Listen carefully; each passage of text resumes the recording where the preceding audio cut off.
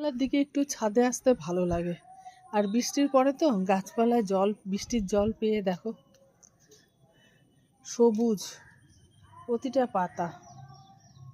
এটা আমার কুল গাছ। কুল গাছে দেখো এই যে ফুল চলে এসছে কুল গাছে। এটা আমার হচ্ছে আপেল কুল, মানে আপেলের মতন লাল হয় কুলগুলো, প্রচুর মিষ্টি। কুলের দানাটা আবার একদম ছোট হয়, জানি না এবার হবে কি না। প্রত্যেক বাড়িতে হয়, কিন্তু এর একদিন জল না দিলে গাছের ফুল সব ঝরে যায়। দেখো কত ফুল এসছে, দেখো ফুল আসছে, দেখো এই দেখো,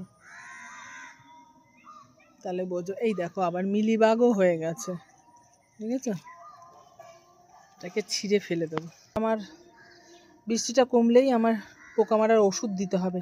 এবার ওষুধ আনতে যেতে হবে, মেডিসিনগুলো, কেননা আমার নেই, শেষ হয়ে গেছে। এবার দেখো এগুলো থাকলে আমার কুল গাছে আর কুল হবে না। এই ডালটাকে ভাবছি ভেঙে ফেলে দেবো, ভেঙে ফেলে দিই, তারপরে দেখছি পোকা মারার ওষুধ আনতে হবে। দেখো বন্ধুরা কেমন কি জাতি, এগুলো থাকলে আর গাছপালা একদম মেরে ফেলে দেয় পুরো। ফেলে দিলাম।